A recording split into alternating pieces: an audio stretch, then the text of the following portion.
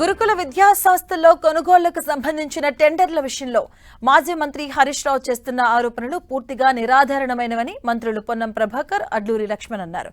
రాజకీయాల్లో ఆదర్శంగా ఉన్నామన్న మంత్రులు హరీష్ రావు చేసిన ఆరోపణలు నిజమని ఆధారాలతో సహా నిరూపిస్తే దేనికైనా సిద్ధమని స్పష్టం చేశారు.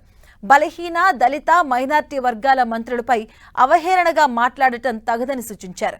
అసత్య ఆరోపణలు చేస్తే తెలంగాణ సమాజం చూస్తూ ఊరుకోదన్నారు మంత్రులు పొన్నం ప్రభాకర్, అడ్లూరి లక్ష్మణ్. సంబంధించిన వ్యక్తి నేను, ఒక దళిత వర్గానికి సంబంధించిన వారు, ఒక మైనారిటీ. మేము నిర్వహిస్తున్న శాఖల్లో మీరు ఈ విధంగా మాట్లాడితే మీకు ఆ వర్గాల పట్ల ఎంత అవహేళనగా, ఎంత అవగాహన రాహిత్యంతో, ఎంత పూర్తిగా మా మీద జాలి చూపెడుతూ మాట్లాడుతున్నటువంటి తీవ్రంగా ఖండిస్తున్నాం. మేము కష్టపడి పెరిగొచ్చినాము. మీరు ఎక్కడైనా వెరిఫై చేసుకోవచ్చు. మా అనుమతి, మంత్రుల శాఖల అనుమతితోటి సెంట్రల్ ప్రొక్యూర్మెంట్ నిర్ణయం తీసుకొని ముందుకు పోతే ఇలా దాని మీద ఆరోపణ చేస్తా ఉన్నాం.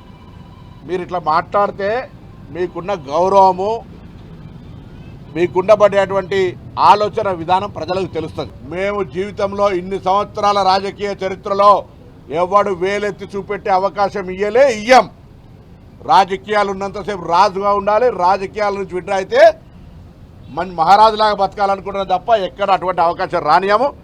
మళ్ళీ చెప్తా ఉన్నాం, దయచేసి పారదర్శకంగా ఉన్నాం. నిరూపిస్తే అజరుద్దీన్ గారిని ఒప్పించి మేము ముగ్గురం లక్ష్మణ్ కుమార్ గారు చెప్పినటువంటి ఏ దానికైనా చర్చకు, ఏ దానికైనా సిద్ధం. మేము మాట్లాడుతున్నాం. అంటే మొత్తం 1142 కోట్ల రూపాయల యొక్క సెంట్రల్ ప్రొక్యూర్ జరిగితే 2000 కోట్ల రూపాయల సెంట్రల్ స్కామ్ జరిగిందని మాట్లాడుతాడు. మాకు నిజంగా బాధ అనిపిస్తుంది. ఎందుకంటే మీ అందరికి మీడియా మిత్రులు మీరు సాక్ష్యం. వారి పరిపాలనలో దోసుకోవడం, దాచుకోవడం తప్ప వేరే తెలియదు. పచ్చకామిళ్ళకు ఊరద పచ్చగా అన్నట్టు అందరూ కూడా అదే విధంగా అనుకుంటారు. అరే మీరు ఏ రోజు కూడా వెల్ఫేర్ పిల్లల భవిష్యత్తు పట్టించుకోలే, ఎస్సీ పిల్లల భవిష్యత్తు పట్టించుకోలే, బీసీ పిల్లల భవిష్యత్తు పట్టించుకోలే, మాకు తెలియదని చెప్పి మాట్లాడతా. అంటే వాళ్ళ ఆలోచన విధానం ఏంటంటే ముఖ్యమంత్రిని బదనాం చేయాలి, ప్రభుత్వాన్ని బదనాం చేయాలి, మంత్రులు, ఎస్సీ మంత్రులు, బీసీ మంత్రులు పరిపాలించొద్దు, వాళ్ళని తక్కువ చేసి మాట్లాడాలి. ఇది మీ ఎజెండా. ప్రజలు ఇవన్నీ గమనిస్తాను. ఎట్లా బుద్ధి చెప్పాలన్నా అట్లా టైం వచ్చినప్పుడు ప్రజలు బుద్ధి చెప్తారు. హరీష్ రావు నువ్వు ఏం ఎగిసిపడకు, ప్రజలు అన్నిటికీ సిద్ధంగా ఉన్నారు.